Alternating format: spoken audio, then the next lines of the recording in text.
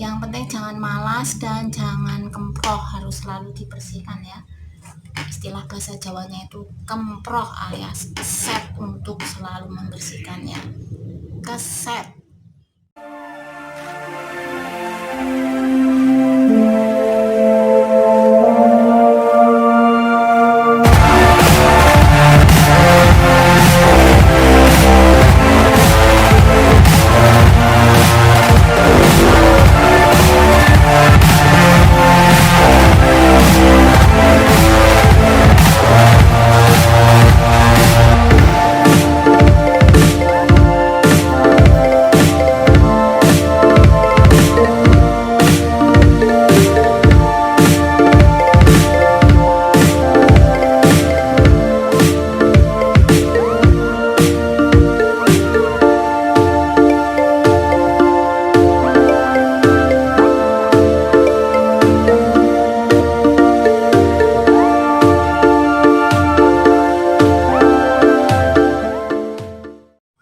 Assalamualaikum warahmatullahi wabarakatuh. Kembali ketemu dengan saya Dasyan, dan di video kali ini tidak ada masak-masak dan tidak ada makan-makan, tetapi saya akan berbagi pengalaman dan berbagi informasi kepada teman-teman semua seputar memasak dengan menggunakan rice cooker.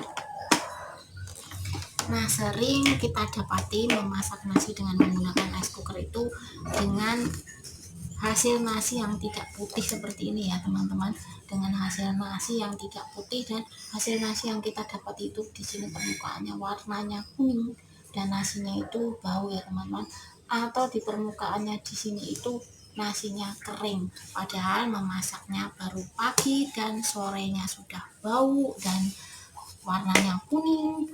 Ada lagi yang memasak pagi tapi nasi yang dihasilkan jemek, atau jemeknya itu bukan jemek karena kebanyakan air, tapi jemeknya karena jemek gasi atau bau ya teman-teman. Kebetulan saya mempunyai dua rice cooker atau dua magicom. Yang satu saya gunakan untuk menanak nasi dan yang satu saya gunakan untuk memasak air, atau kadang membuat indomie atau memasak sayur seperti itu ya teman-teman. Dan agar rice cooker atau magicom yang saya miliki ini awet, saya mempunyai cara-cara tersendiri ya teman-teman, dan agar nasi yang saya hasilkan nanti tidak bau, karena saya pernah mempunyai pengalaman bahwa ketika saya memasak nasi, ini pengalaman saya sendiri dan tentunya yang akan saya utarakan kepada teman-teman semua, pengalaman saya dan pengalaman yang saya dapati dari teman-teman saya ya, keluhan-keluhan dari mereka. Ketika memasak, kadang kita tidak memperhatikan hal-hal yang sepele. Ketika kita memasak dengan menggunakan rice cooker, kadang kita tidak memperhatikan hal-hal yang sifatnya kecil teman-teman. Di dalam rice cooker ini ada lapisan seperti ini ya. Nah, ini harus sering kita buka dan sering kita cuci ya teman-teman, minimal 1 minggu sekali ya kita bersihkan. Jangan hanya dipakai tapi kita kemproh, tidak mau membersihkan, kita keset untuk tidak membersihkan. Nah, di sini ada lapisan seperti ini ya teman-teman. Nah, di sini biasanya ada uap-uap air yang tersimpan di sini ya, dan kotoran-kotoran yang menempel di sini. Kemudian biasanya di sini di permukaan sini juga ada sisa-sisa nasi, atau di sini ada sisa-sisa nasi yang terjatuh hingga menjadi kerak. Nah, ini harus kita bersihkan, jangan sampai jatuh di sini ya teman-teman. Dan ini harus sering kita bersihkan. Bukannya saya menggurui ya teman-teman, rice cooker ini awet ya, menurut saya ini awet. Ini sudah berumur kurang lebih 4 tahunan dan yang satunya sekitar 2 tahunan. Nah, punya teman saya itu katanya belum ada 2 tahun tapi sudah rusak, ada lagi yang baru setahun sudah rusak.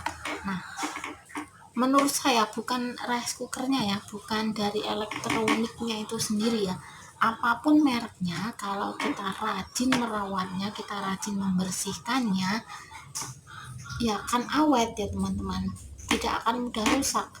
Walaupun mereknya itu merek yang bagus atau kita memiliki alat elektronik yang bagus, tapi kalau kita tidak rajin untuk merawatnya, kita tidak rajin untuk membersihkannya, ya sama saja akan mudah rusak dan akan mudah bisa terbakar gitu. Jadi untuk merawat alat-alat elektronik, terutama alat-alat masak itu tidak hanya asal pakai dan asal pakai, kita tidak mau membersihkannya, kita hanya memakai dan tidak dibersihkan.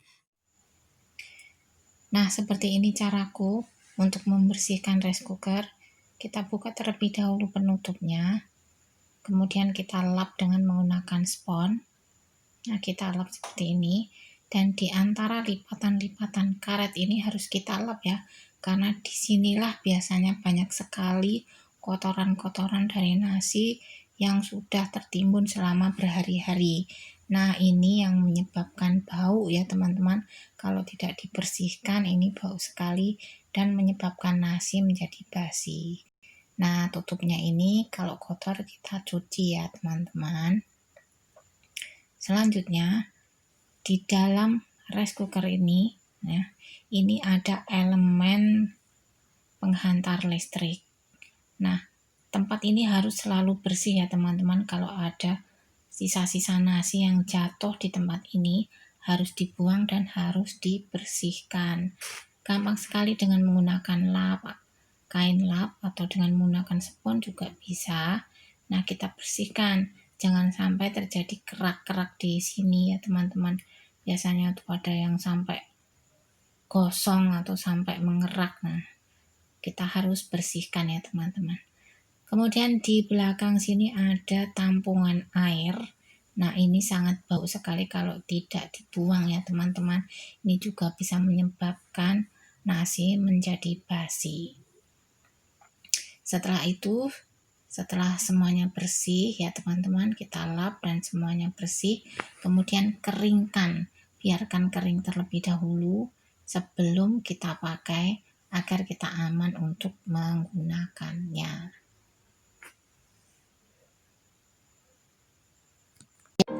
Setelah rice cookernya kering, kemudian kita didihkan air. Biarkan air sampai mendidih seperti ini ya teman-teman. Kemudian kita tutup kembali. Kita tutup kembali rice cooker. Biarkan 5-10 menit atau bisa juga sampai 15 menit agar air benar-benar mendidih dan uap airnya itu keluar. Tujuannya untuk membunuh bakteri yang berada di sekitar pinggiran rice cooker atau di sekitar tutup rice cooker. Dan kita tidak perlu lagi mencari jeruk nipis ya teman-teman. Kadang orang sibuk bingung mencari jeruk nipis agar nasi yang dihasilkan tidak basi, dan itu tidak efisien ya teman-teman. Setelah itu buang airnya, kemudian rice cooker siap untuk kita gunakan. Nah teman-teman, seperti itu caraku untuk merawat alat elektronik atau alat masakku ini agar awet dan nasi yang dihasilkan tidak basi, tidak bau, dan tidak berwarna kuning. Dan semoga video ini bermanfaat untuk kalian. Sampai ketemu lagi di videoku yang akan datang, dan dadah. Assalamualaikum warahmatullahi wabarakatuh.